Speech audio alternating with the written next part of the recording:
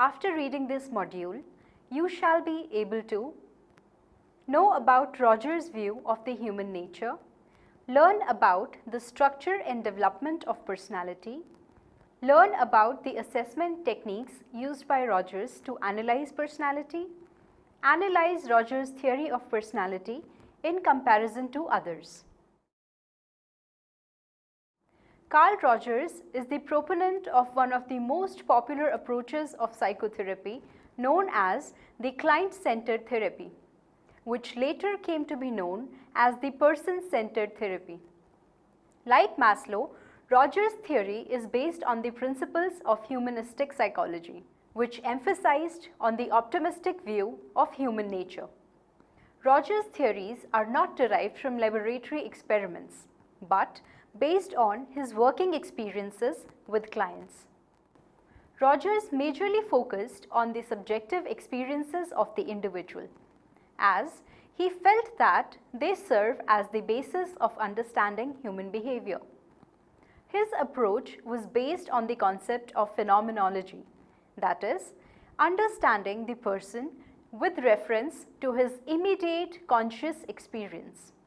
His approach is called the person-centered approach because he believed that humans are rational beings who are capable to bring about a change in their lives through the support and guidance of the therapist. Thus, the person himself directs the change or the improvement in his life, and the therapist is only a facilitator in the process. Rogers never stressed upon the role of unconscious forces to determine human behavior, but he did recognize the role of childhood experiences, which influence the way we preserve the environment and our own self. He discussed about the need for positive self-regard and its importance in terms of the development of self-esteem. He also proposed theories about self and the concept of a fully functioning person. The basic nature of human beings. Since Rogers' theory is rooted in humanistic psychology, he holds a very positive view about human nature. He proposed the following concepts about human nature. Actualization. According to Rogers, human beings are motivated to grow and develop. They strive to unfold their inner potentials and enhance self, which means they possess the self-actualizing tendency. This tendency includes the reduction of the physiological drive, hunger, thirst, safety, and once they are achieved, they strive to attain the higher order psychological goals, such as curiosity, creativity, and free will. People have a tendency to expand, extend, and become autonomous, which often involve a lot of effort and painful learning experiences. But it is worth the experience because it helps us reach the goal of self-actualized beings. Rogers explained it with an example of the child learning to walk. When children take their first steps, they may fall and hurt themselves. Although it would be less painful to remain in the crawling stage, most children persist. They may fall again and cry, but they persevere despite the pain because the tendency to actualize is stronger than the urge to regress simply because the growth process is difficult. The need for positive regard. Rogers believed that the need for positive regard is innate for any individual. He considers it to be universal and persistent. The need for positive regard consists of the need for acceptance, love, warmth, support, and respect from our significant others. According to Rogers, the need for love and approval from mother is most important during infancy as it largely influences the child's perception about themselves and world in general. Also, it plays an important role in creating a path for achieving self-actualization later in life. Individuals who are not able to fulfill this need experience frustration and are in the state of confusion. They also experience incongruency between their real and ideal self because in many situations they have to act in a certain manner which is in contrast to their real self in order to gain approval and acceptance from others. It is important to note that as human beings, we are very much influenced by what others think about us, and this further determines how we regard our own selves. Thus, the need for positive regard is indispensable. The structure of personality. Rogers saw human beings in a holistic perspective. Thus, he never posited a specific structure of human personality. Yet he believed that humans suffer from painful intrapsychic conflicts that make them estranged from their own organisms. Experience and organismic valuing process. Experience. All of us are centers of our private realm called phenomenal field or experiential field, which constitutes our personal inner experiences and is ever-changing. This world can never be perfectly understood by another person than us. Experience includes every thought, perception, emotion, and need that is available to our awareness at any given moment, even those which we overlook or forget about that particular moment. However, only a small part of our experiences are at the conscious level. The rest are subceptions, that is, below our level of awareness. We evaluate our experiences on the basis of the hypothesis we formulate and test. Also, how we evaluate those experiences is more important than the objective reality around us. The organismic valuing process. It is an innate ability to positively value those things that are actualizing and negatively value those things that are non-actualizing. It is a part of our unconscious experience. For example, an infant comes to value the food when it is hungry, but becomes disgusted by it when it is satiated. This unconscious aspect of our personality helps us in our conscious thoughts and actions, as at this deepest level we know what is good, that is actualizing, and what is bad, that is non-actualizing for us. Not even our parents and closest confidants know about it. Through this process, we come to know about our organismic values and plan how to best actualize our talents and potentialities. The self-concept and self-actualization. All of us have the tendency to self-actualize our inner potentialities. Guided by this tendency, an infant comes to see itself as a separate entity by expanding its experiential field. The child develops perceptions and beliefs about the self and its elements such as academic performance, athletic competence, and physical appearance. This is called self-concept. When the actualizing tendency gets directed towards meeting the demands of the self, it is called self-actualization. Congruence and incongruence. In order to be self-actualized, the self-concept of an individual must be supported by unconditional positive regard from significant others, especially the parents. When parents limit their criticism to specific undesirable behaviors and do not interfere with the child's organismic valuing process, he develops a positive regard for himself. When the person's view of himself is congruent with his experiences of the environment and his organismic valuing process, he moves towards self-actualization. This occurs because the child knows that his parents will always love no matter what. he is not faced with the anxiety of losing his parents' love even when he chooses a behavior that may not meet parental approval. However, parents very often respond to their child with conditional positive regard. That is, when the child behaves in a way that meets the parental approval.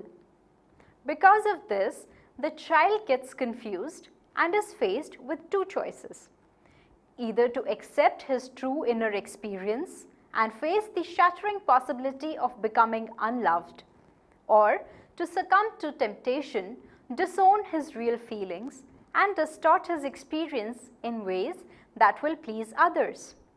So, if the child comes to behave in a way that pleases his parents in order to think well about himself, his actualizing and self-actualizing tendencies become incongruent and work at cross purposes, leading to a state of confusion and anxiety. Defense.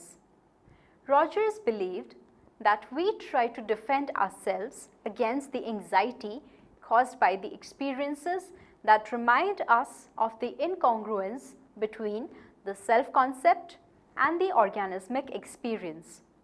We distort these experiences and block them from our awareness. For example, a girl has hostile attitude towards her brother and wants to hit him. Her experience of hitting him is pleasurable, but internally she feels that it is bad to hit one's younger brother. Now, to defend her self-concept against incongruence and preserve her positive self-regard, she decides that she must only feel love for her brother. Even positive feelings like love and joy can be defended against if they are inconsistent with our self-concept. For example, a girl loves a boy of another religion and knows that this love is inconsistent with her idea of getting married with parental approval, as her parents are against interreligious marriage. Now, in order to guard herself from the potential anxiety caused by this incongruent situation, she decides to end the relationship and gets married as per her parents' wish. The development of personality. Unconditional positive regard. Rogers did not specify any stages of development of personality, but he did talk about the role of the unconditional positive regard and how it determines the development of the personality. The meaning of unconditional positive regard is that the child is loved, accepted, and looked upon irrespective of his behavior, that is, either good or bad. By this, Rogers meant that the mother's love for the child is granted freely and fully. When children receive positive regard from their parents, then over a period of time, they also develop positive self-regard, that is, self-acceptance and approval, which further enhance our self-concept and the development of condition of worth. Fully functioning persons. To Rogers, the fully functioning person is the desired result of psychological development and social evolution. He made a list of certain characteristics of fully functioning persons. According to him, such a fully functioning person is completely aware of all the experiences, be it positive, like courage and happiness, or negative, like fear and pain. They accept them without using any defenses because there is nothing which threatens their self-concept. Secondly, they live life to the fullest, savoring every moment they live. The third characteristic is that they are guided by their own organismic process and not by the social codes or opinions of others. They trust their own feelings and act according to them. They make their choices based on their free will and believe in the following saying: life is what you make it. That is, they are aware of the power they have to make their own future. As a result, they also experience high sense of freedom. fully functioning people are very spontaneous and highly creative. They live their life constructively and adapt to the environment as per the situation. They are able to face all the difficulties in their life and create a path of self-actualization for themselves. Assessment.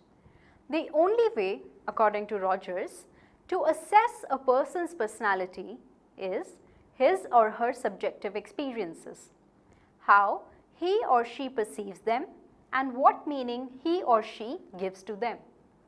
Rogers also believed that the client himself has the ability to find the causes of his or her problems and make recovery from it. He or she is able to direct himself or herself towards self-actualization by overcoming the obstacles in his or her path caused by the incongruence between the self-concept and the organismic experiences. Person-centered therapy.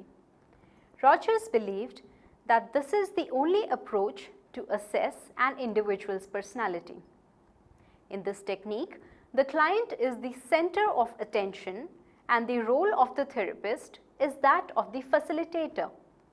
The therapist tries to understand the client's feelings and attitudes about the self and toward the other people.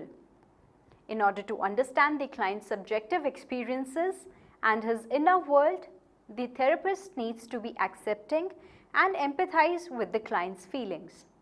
Thus, we are able to know as a therapist about the client's actual experiences and his feelings and thoughts.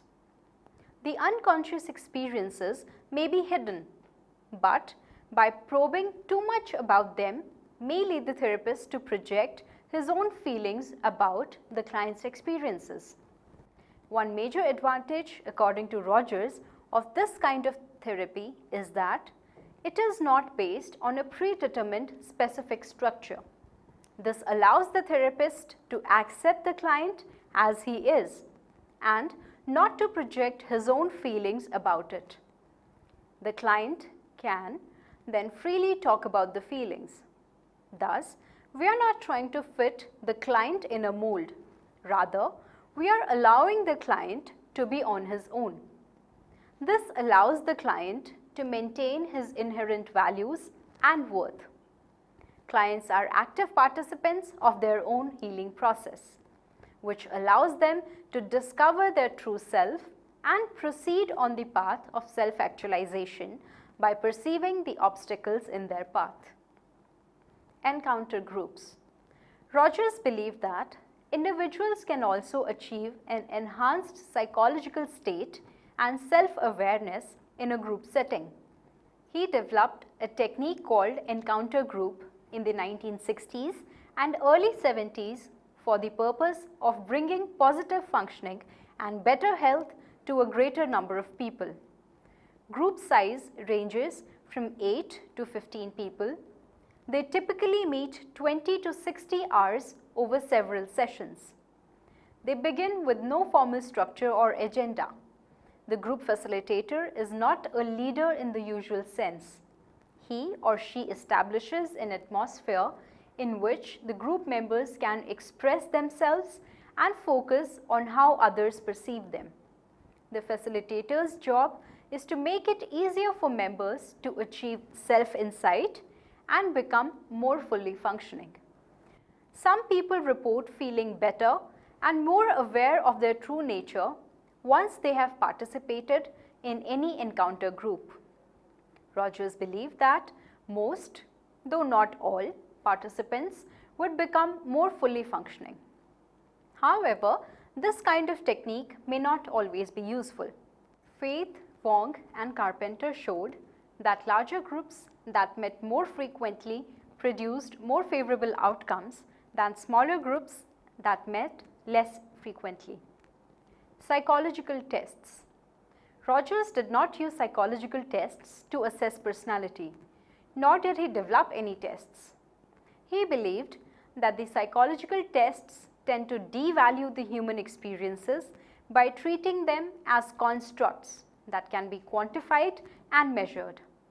He rather believed that the client's self-reports are better adept at providing us with the information about his or her feelings and perceptions about the self and others. Evaluative comments. Criticism and controversies. In spite of showing human beings in a positive light for the first time in the history of psychology, Rogers has been criticized on several grounds. Firstly, his theory is too optimistic and simplistic in its view about human nature. For example, Ewan points out, actualizing all of our innermost potentials is desirable only if the deepest levels of personality are healthy and constructive. Yet it seems doubtful that an inherently peaceful and cooperative species would so frequently engage in war, crime, and other destructive behaviors solely because of parental pathogenic behaviors and introjected conditions of worth.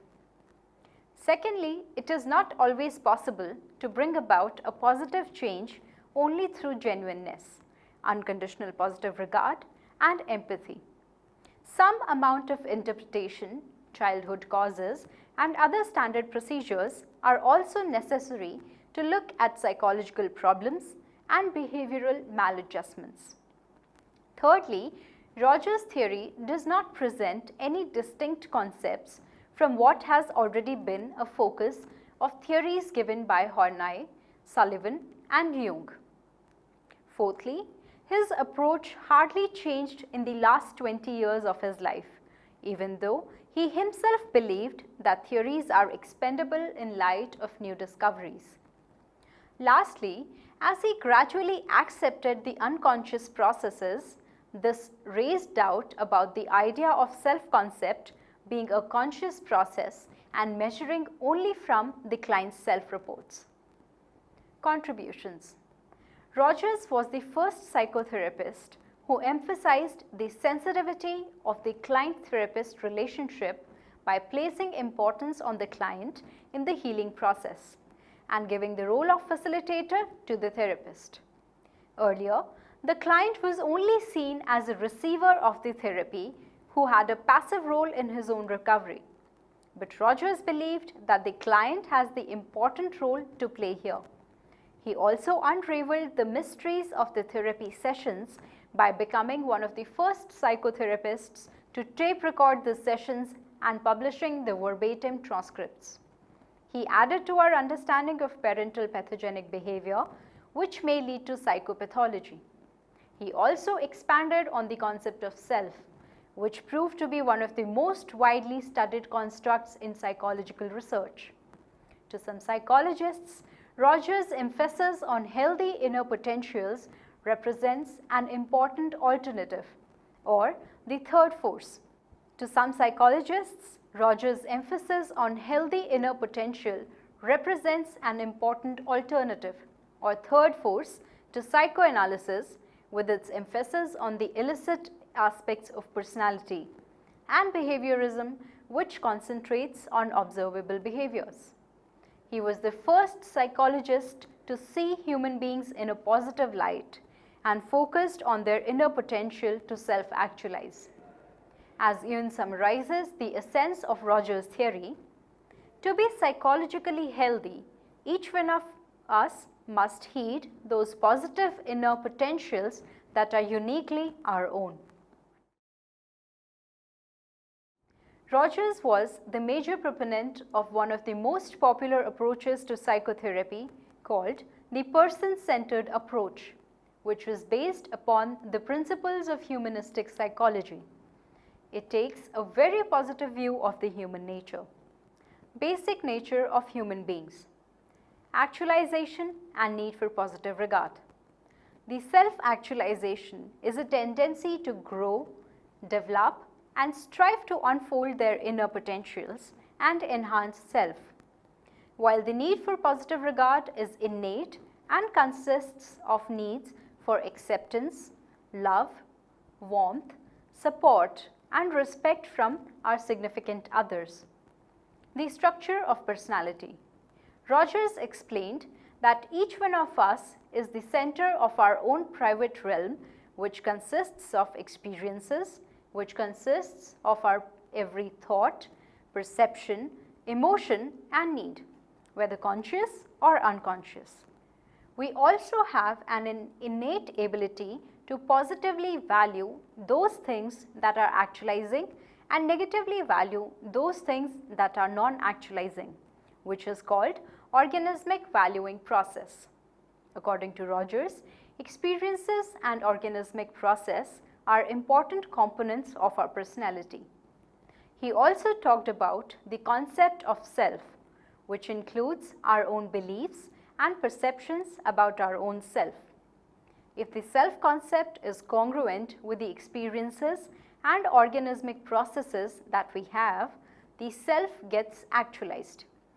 We may also use certain defenses in order to guard ourselves against the anxiety caused by the experiences that remind us of the incongruence between the self-concept and the organismic experience. The development of personality. Rogers did not specify any stages of personality development, but he did say that if a person is accepted as he is and given an unconditional positive regard, it plays an important role in the healthy development of self-concept and generates a positive regard for oneself. The result of such a development is a fully functioning person, someone who is optimally adjusted. Rogers also enumerated various characteristics of such a person. Assessment techniques. The only way, according to Rogers, to assess a person's personality is his or her subjective experiences, how he or she perceives them, and what meaning he or she gives to them. Rogers also believed that the client himself has the ability to find the causes of his or her own problems and make recovery from it. He introduced two therapeutic techniques, the person-centered therapy and the encounter groups. He did not believe in using the psychological tests, as he was of the view that they devalue the human experiences. Criticisms. Rogers has been criticized for producing a very optimistic and simplistic theory. It lacked appropriate interpretation of psychological problems and neglected childhood causes and other standard procedures. His theory did not change much over the course of time. His ideas are not new and are found to be similar with those of Horney, Jung and Sullivan. Rogers' gradual acceptance of unconscious processes puts to question the idea of self-concept being a conscious process. Contributions. In spite of so much criticism, Rogers' theory is relevant for the field of psychotherapy as it shed a positive light on human nature and helped unravel the mysteries of therapy sessions. Also, it provided an alternative to negative school of thoughts such as psychodynamic and behaviorism. It also added to our understanding of pathogenic parental behavior, which may lead to psychopathology.